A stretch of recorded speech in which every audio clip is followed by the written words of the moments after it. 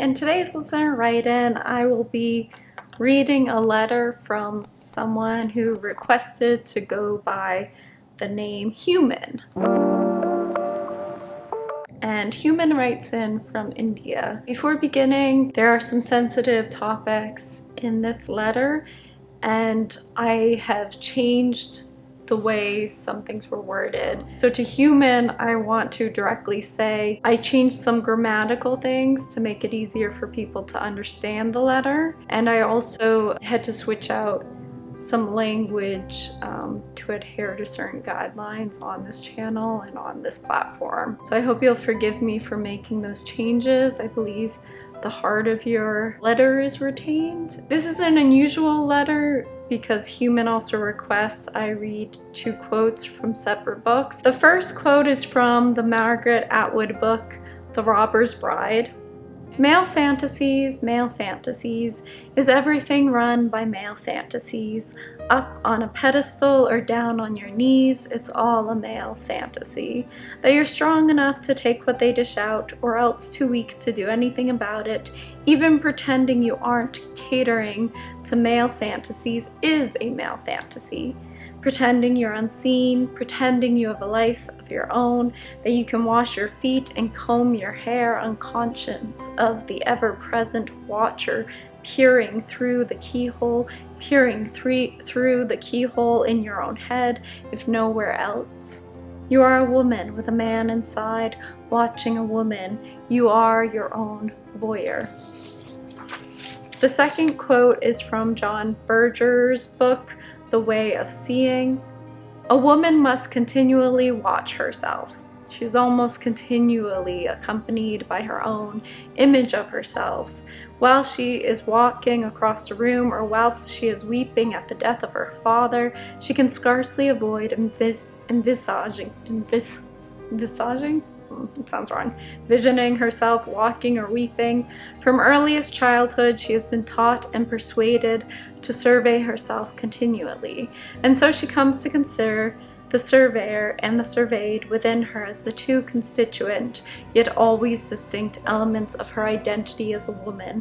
She has to survey everything she is and everything she does, because how she appears to men is of crucial importance for what is normally thought of as the success of her life. Her own sense of being in herself is supplanted by a sense of being appreciated as herself by another. One might simplify this by saying, men act and women appear. Men look at women, women watch themselves being looked at. This determines not only most relations between men and women, but also the relation of women to themselves. The surveyor of woman in herself is male, the surveyed female. Thus she turns herself into an object, and most particularly an object of vision, a sight. Before I dive into the rest of Human's letter, I just want to give my first impression of these two quotes side by side. They seem to reference what is called the male gaze, the phrase of which derived from the 1970s and the film theorist Laura Mulvey, whose work Visual Pleasure and Narrative Cinema explored how mainstream films tended to appeal to male viewers or the male gaze. That sense that whatever was put on screen was to appeal to men, and that of course included women. How men view themselves and the world, etc. And part of why the male gaze was so strong in films at the time, and probably is as well today, is because most script writers in Hollywood were men at the time, and probably again are still today. I thought that was a good bridge to connect with this. Obviously we're getting into some theoretical stuff here, but not entirely away from psychoanalysis or literary. But I would say there's definitely overlap with literary and psychoanalysis, and as a writer I appreciate you including some book quotes and we'll see how they tie into the rest of your letter. I'm very sorry for being demanding, but could you read these quotes please so you can understand better what I'm trying to say? This is my condition right now. As far as I remember, I've been daydreaming since childhood. I live with the sense of an imaginary man watching me. I'm studying in an all-girls school. I have no contact with boys, and it's very hard that the man is watching, so I perform for him. What's more draining is he has no face. I mean, I don't know him. If I knew who he is, then it would be easier to avoid him, but no, there is no face.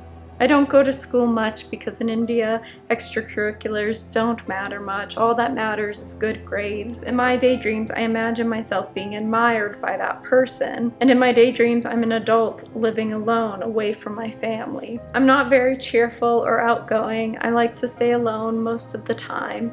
But in my family, it's considered that girls should be smiling, happy, more like an extrovert, but these things drain me. I don't have a very loving relationship with my parents. I keep my things to myself. Only there is no person to rely on.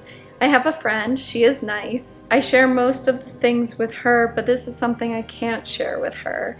My mother always scolds me for not being like another female family member who is very brilliant in studies, very cheerful, an extrovert, and a girl everyone loves and admires.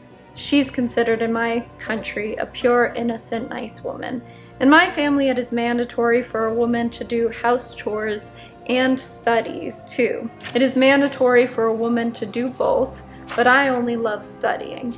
I don't like working like a maid, and that's why I imagine myself living alone. It is my defense mechanism from my mother. I always tried to make my mother happy when I was younger, but then I saw whatever I do is never enough for her, so I stopped trying. Even today I help her with chores, but not with a loving manner to help her, but as a survival mechanism, so she won't scold me. Even when I was a kid, I never shared anything with my mother because later she used that against me to sabotage me. But on the other hand, my parents provide me with everything. If I ask my mother for books, she buys me books. I'm woken if I go to bed hungry so I can eat. It's little I know, my parents love me, but I rarely feel loved. In my country, it's very hard to get a therapist, and if I ask for a therapist, my parents will ask me the reason, and I'm not comfortable sharing it with my parents. My triggers are everything: movies, songs, anime, and it's affecting my studies. Earlier, when I felt overwhelmed, I would take a walk alone, and then everything was fine. But now when I'm alone, I daydream. I perform for that man. I was also physically hurt. This is where I'm changing the phrase a bit. I was also physically hurt when I was a child. It happened 3 times with me. I never told anyone about it. I feel very burdened. I feel safe only when I'm alone. I watched other videos of yours on daydreaming, and nothing is helping me a lot. It's like I'm good for a moment and then back to the same loop. My mother scolds me every day for not being perfect because of daydreaming. I know I will fail the competitive exam in my country, and then my mother will scold me even more. I don't spend much time with my father, and I don't want to. Haunted by his hands, heavy is the burden of his disappointment. I feel happy I'm able to share this with you. Please don't reply to me directly or react to this. If my parents find out about this, then I'll be harmed. If you have a solution for me, just post it on the YouTube. I'll be very thankful. Hi, human. First off, thank you so much for writing. Thank you so much for sharing your story. I'm so sorry that you don't have people you can share what's going on with you. I'm glad you have a good friend. Yay, that's really good. And I'm so sorry that you were not protected as a child. And I'm sorry that your parents are emotionally neglecting you, it sounds like. And I'm sorry you're not feeling safe in your home, and it doesn't sound like your home is safe. One of my limitations as a non-therapist, as an American who's never been to India and who doesn't understand your culture or your systems in place, these are my limitations. I'm very concerned by the contents of your letter. I'm very concerned for you, and I don't know about what resources are open to you. I understand therapy isn't an option, I did look into organizations that help women and children in India, and I'm going to leave a link below. I know you expressed that you wouldn't be safe if your parents found out you wrote in.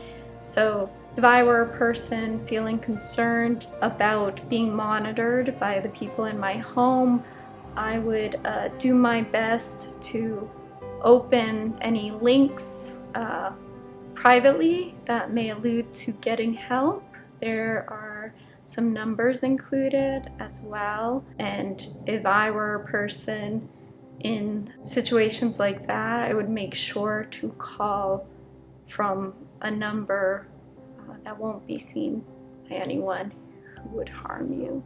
I don't get the impression that you get much praise in your life or acknowledgement. It sounds like you like to study, and it sounds like you like to read. The language in what you reference is complex and beautiful, and your ability to connect those passages, which totally perfectly bridge in terms of their content. I think it's very important that you connect with literature the way you seem to, and I'm so glad you have studying. I have a lot of people who write in from India regarding maladaptive daydreaming and studying. It sounds like the intensity of the exams is quite a lot, and it sounds like the pressure from your parents is quite a lot. You write about how your mom, there's no way of pleasing her, and anytime you've shared vulnerability with her, she's used it against you.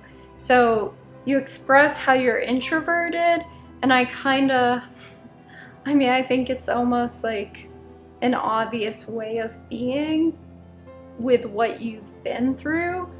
Who would want to be extroverted in a world where anything that's said could be used against them? I think it's wonderful that you found one friend who you feel like you can share a lot of things with.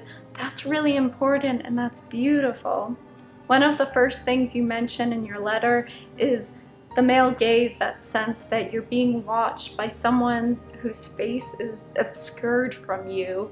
And of course, at the end of your letter, you allude to something terrible happening in your childhood.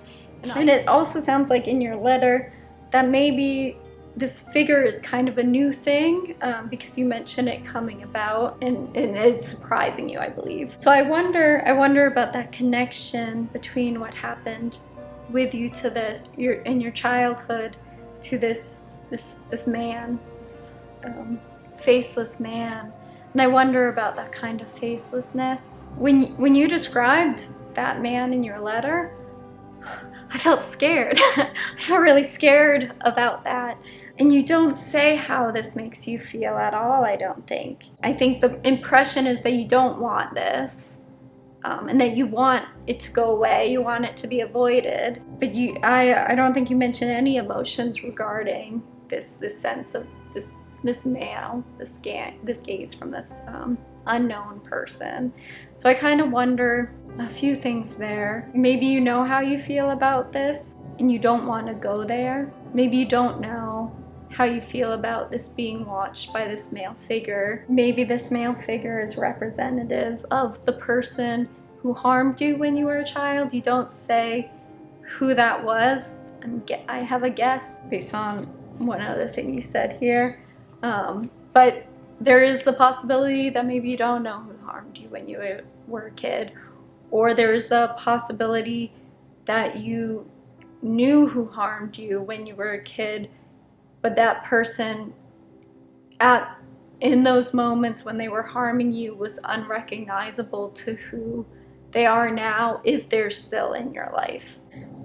One challenge you have, which you've expressed, you don't have access to therapy. You don't have access to private therapy separate from your parents. Whenever there's something of a mental health challenge on this channel, I always recommend therapy, because that is the ideal, right? In an ideal world, everyone would be able to go to the doctors and the specialists that they need in the systems that they need.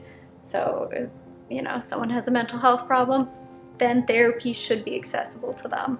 someone has, I don't know, heart problem, they should be able to have access to a cardiologist.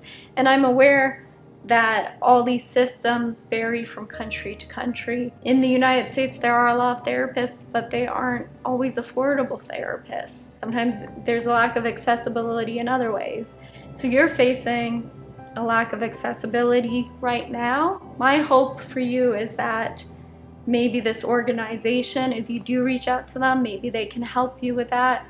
Or down the line, when you do gain independence from your family, which I hope for you, that you can see a therapist and work through some of this stuff. One of the challenges that you're dealing with is that you're not in a supportive or emotionally safe home environment.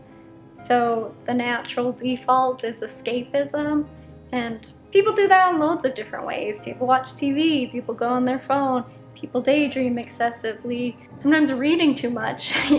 Anything done in excess and anything done to avoid, it's a form of escapism, and it's not a bad thing. Lots of lovely things come out of those activities. But when they're done in an excessive way that's harmful to your goals, that's when, there's need for recalibration. Because you seem to love books and literature, my first inclination is suggesting you do some writing.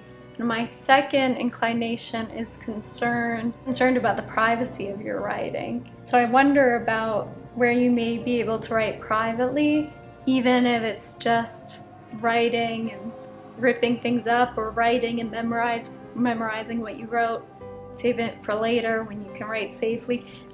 Maybe you do have places privately to write where no one will find your writings. Maybe you have an online journal or something separate from your parents. I'm just trying to think in ways that really safeguard you, because I don't understand fully the dynamics of your home. So if I'm overshooting with care, I would rather do that than undershooting, for lack of better wording. So I'm gonna just scan through your letter again and sure I'm not missing anything.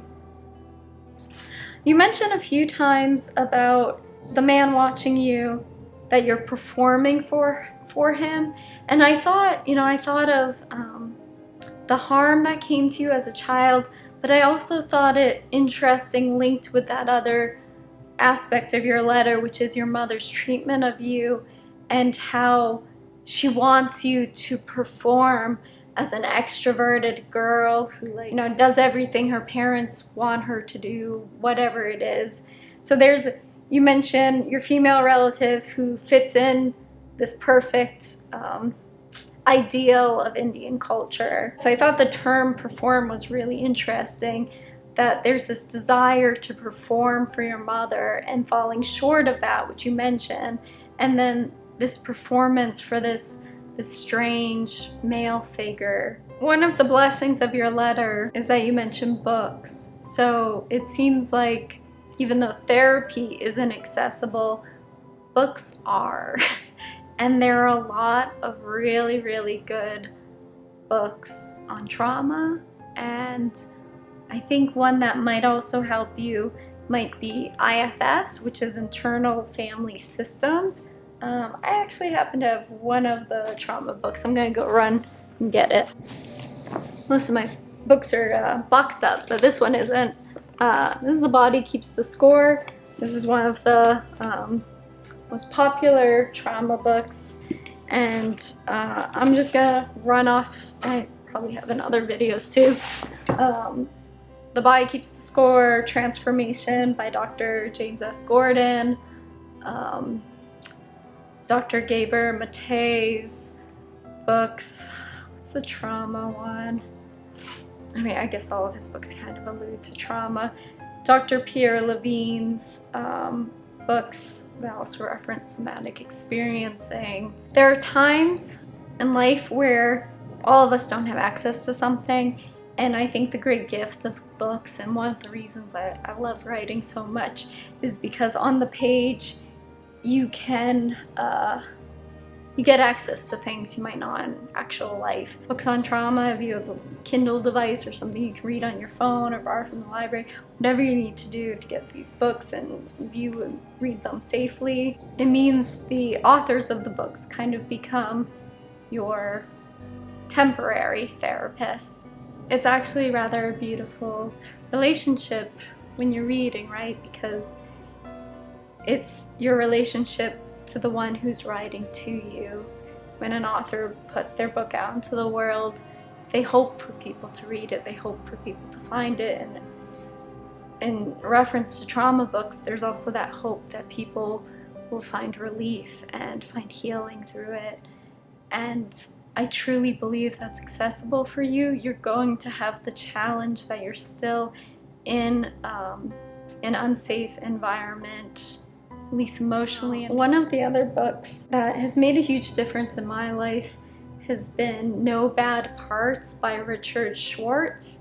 An ex-boyfriend actually recommended this book. He said his therapist recommended it to him, and then I looked up after and got it for myself. And it's been extremely helpful. It made me think about myself differently, and probably others too. So the way it works is No Bad Parts breaks down what's called internal family systems, and basically the author posits that we're not actually one person. All of us have different parts that make up the person we are. So for instance, there might be a part of you that loves to read and is very studious, and that part has helped protect you by giving you a kind of a tent of safety. By making your own world through books and studying, you're protected. Some drawbacks of that might be isolation and not being able to always connect with the real world because you've gone so intensely into this part. And then there are going to be other parts of you, right? You could say one of the parts is that maladaptive daydreaming part of yourself, where again you feel the safety of this inner world versus the outer world. And then within that inner world, you also have a sense of the outer world of being watched through this figure. So these books help, this book particularly, the IFS one, will help you acknowledge all these parts of yourself, so that my hope for you is that you can accept and love yourself as you are, because I see you're not getting that from your mom and your dad or other people in your life as well. Some of the things, I'll just dive into explicitly what you say here. So you write, I'm not very cheerful or an outgoing person. I like to stay alone most of the time, but in my family it's considered that girls should be smiling, happy, more like an extrovert. These things drain me. I don't have a very loving relationship with my parents, and so on. One thing you were like, girls should be smiling, happy, more like an extrovert, but these things drain me. It makes total sense why those things would drain you, because it seems like when you've tried to be this person within your family unit, you don't even get a good response. And so of course, if you're not being rewarded for behavior, then why would you continue to be it, and why would you get any energy from it? I consider myself an ambivert, which is someone who's extrovert and introverted. But if I'm around certain people, I'm dead, I'm gone, I'm dead, I'm on the floor. And even being with like a lot of people I love, I won't feel like I can keep going with that unless I can recharge like you with a book or something. And that doesn't make me a bad person for being that way, and you're not a bad person for being more introverted. I think it makes total sense why you would be introverted based on what you've written here.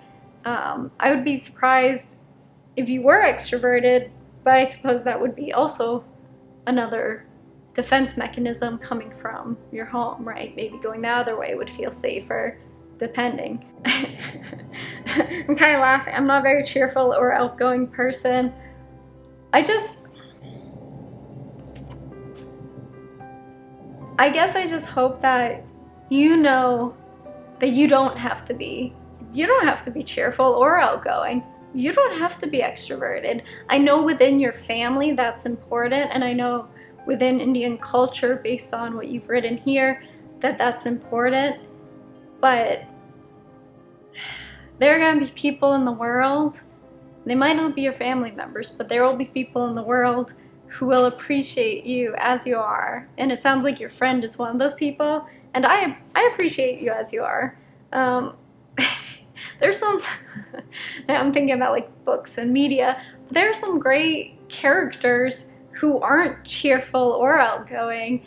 I don't know if you have ever seen the show The Addams Family, or the TV show Wednesday, which is on Netflix with Jenna Ortega.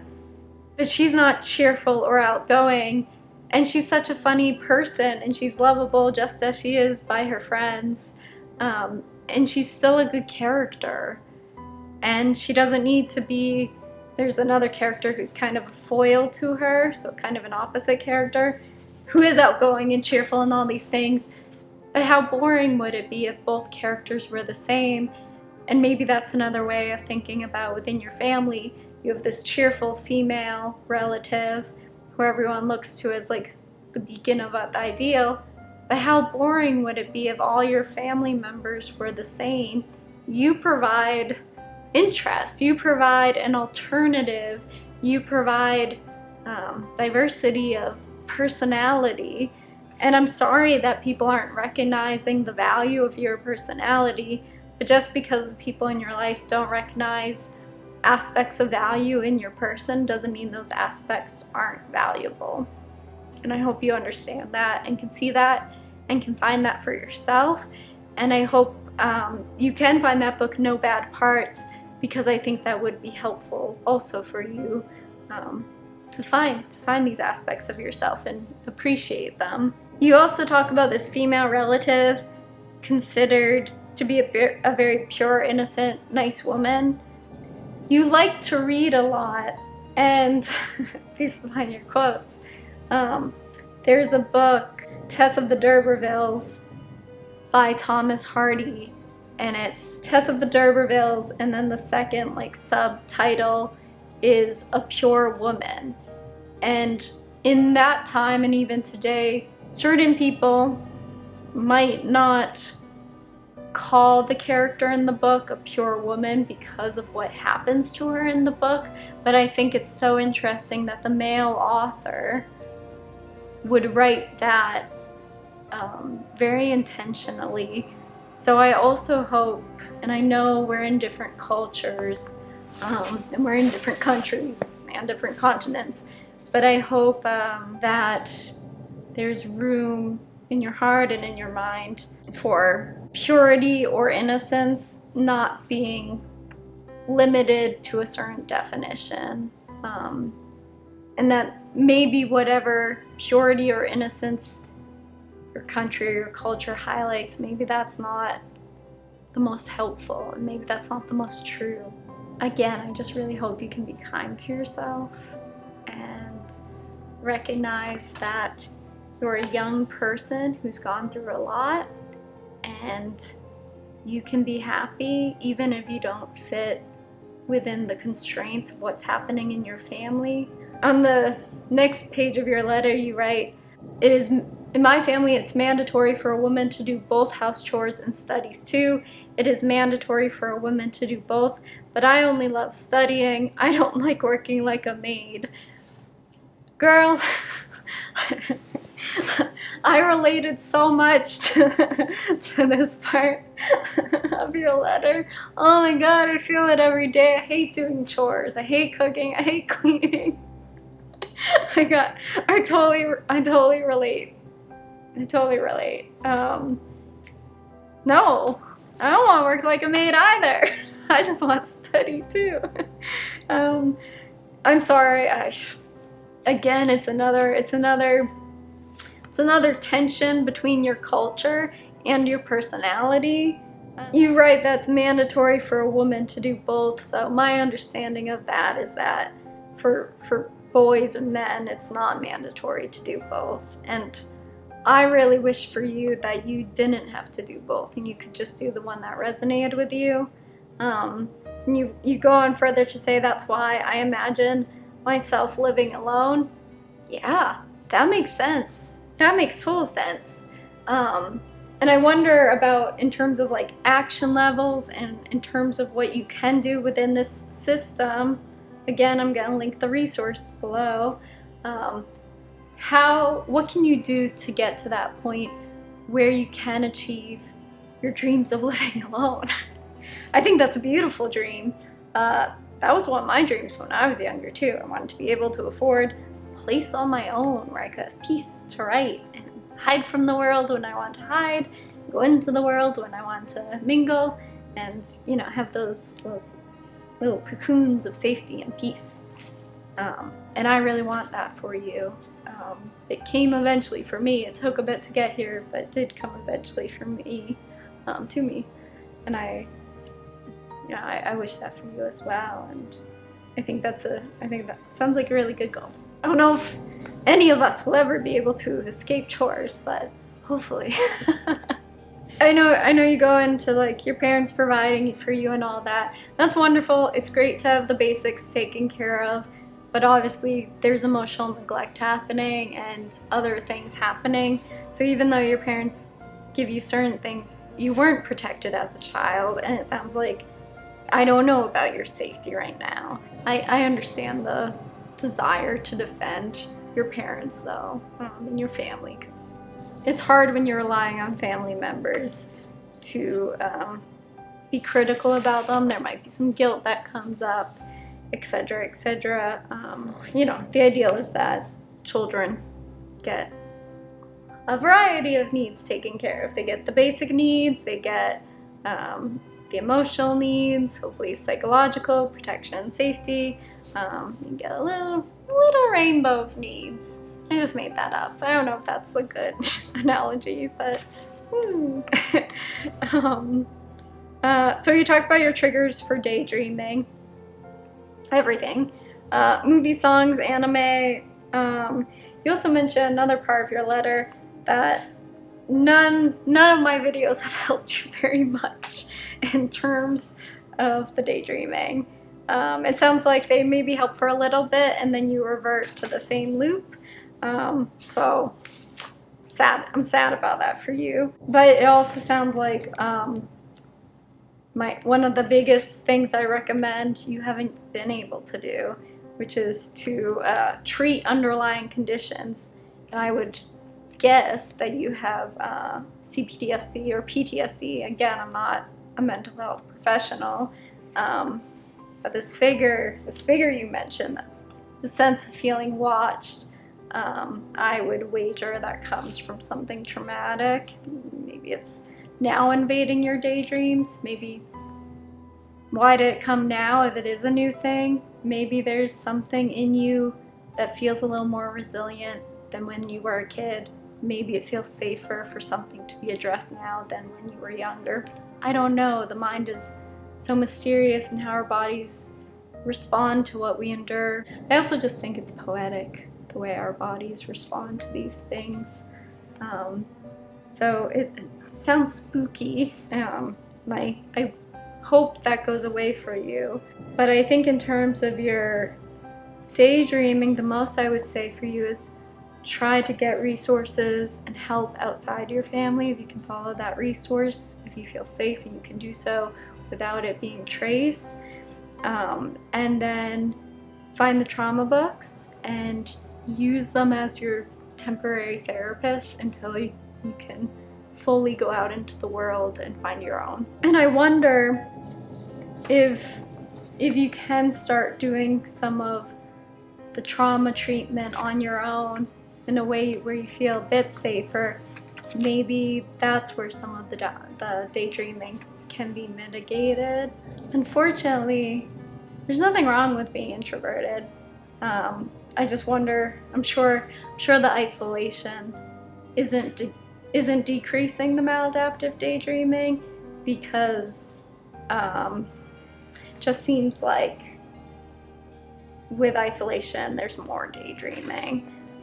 So actually, one of the other things I would recommend is finding more safe people, finding more friends you connect with, maybe other introverted people, maybe just people you can sit with and read a book next to, and just like get comfortable with the sense of another person and with the sense of other people who are safe in your sphere. As I've gotten older, I've gotten a little more comfortable around people than in some of my like more introverted stages when I was younger. But part of that is also kind of like exposure therapy to other people, just like being with people and having nothing go wrong when you're with them. So it's like corrective relationships, proving that, okay, maybe people weren't safe with you when you were younger, so it feels very dangerous to be around them. But when you start finding safe people and discerning who's a safe person and spending time with people who prove themselves safe, then you can start relaxing in your body and you can start relaxing around those people who have earned your trust. And that takes time, that takes building up over time. But if you can start letting people in, you say you go to an all-girls school, great, stick with the girls. And see if you can find more of them you can connect with, even if it's not to the same depth as your other friend. Just increase your support system and circle a little more if you can. The other thing you mentioned is your exam at the end and you're concerned about failing. From my perspective, and I think a lot of people when it comes to education is a way to, education can help transform your life. It can help upward mobility, people getting further in life. It's not the only way to do that, but it can be a ladder when you need a ladder. See maybe if you can be more effective with studying for your exam with other people, maybe with your best friend, do some flashcards, do all the studying with her if that's a way to keep the maladaptive daydreaming at bay. It may not be as possible when you're on your own, especially with these other, especially with the active trauma going on. It might just not be possible. So find the places, really just find the places where the daydreaming pauses. And maybe that's outside the house, away from your parents, with your friend at her house, or at boarding school, in a room with just your friend or just another girl and your friend, just separate from anyone who doesn't make you feel good or safe. So I think overall, human, I wish I knew your name only to be able to address you by your name. But again, I'm glad you didn't say it because privacy is important. It sounds like there's some really high, scary stakes at your home. I just want to say from person to person, I deeply care about you and your well-being. And I hope that whether it's the resource below or finding ways of healing through the books on your own, and or eventually being able to see a therapist on your own, that you can get relief from some of these shadows and these figures of harm in your daydreams. And I also just want to say, I don't know the last time you were told this by anyone in your family, but as one human to another, I love you and I care about you deeply, and I believe that you can have a great future.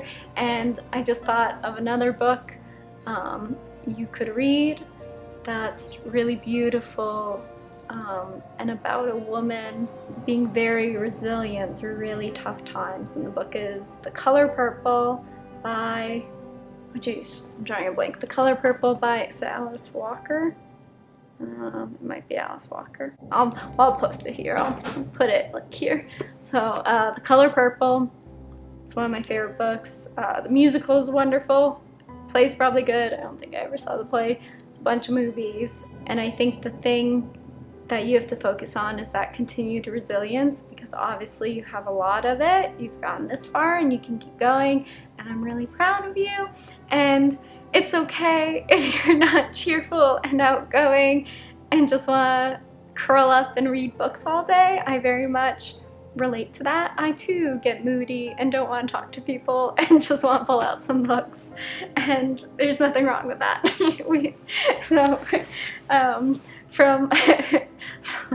From one sometimes dreary person to another, yeah, I hope you can embrace your inner Wednesday if you relate to her, and that you know that it's okay to be that way. You're perfectly lovable and acceptable as you are. You don't have to be cheerful and extroverted. It's be boring if everyone's the same. We need different people on the planet. Yeah. So thank you again, human. I wish you well. If you feel safe enough, I would love to have more updates from you. You can just write in as human again. Don't have to say your name, don't have to give any details, don't have to put your email. Just let me know how you are. Maybe like 3 months from now, 6 months from now. I would love continued check-ins. Be safe, be well. Everyone else, if you want to leave comments of support for the writer, I think that would be really beautiful. If you have other book recommendations for the writer, I think that would be really beautiful. If you're in India and understand how the systems work and you have other resources that I don't provide, please leave that in the comments. That would be helpful for others as well. I really appreciate you all. Be well.